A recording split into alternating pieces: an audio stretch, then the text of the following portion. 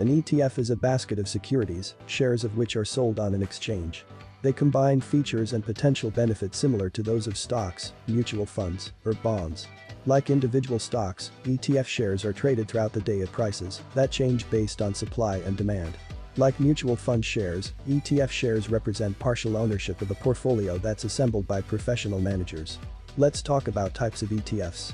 There are a number of types of ETFs, each with a different investment focus. Following are some of the most common ETFs. Diversified passive equity ETFs are designed to mirror the performance of widely followed stock market benchmarks such as the S&P 500, the Dow Jones Industrial Average, and the MSCI Europe Australasia Far East (EAFE) indexes. Major index-based ETFs have tended to follow their performance benchmarks closely. Niche passive equity ETFs such as those that mirror the sector subsets of the S&P 500 or the small companies of the Russell 2000 may offer investors focused exposure to help them fine-tune their portfolio strategies. As with diversified passive funds, these niche portfolio funds are generally made up of the same stocks as those used to calculate their reference indexes.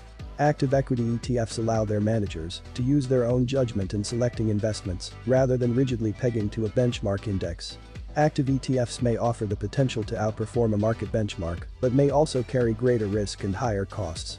Fixed income ETFs focus on bonds rather than stocks.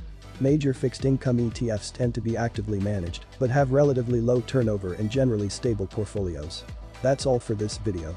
Please don't forget to like, subscribe and press the bell icon.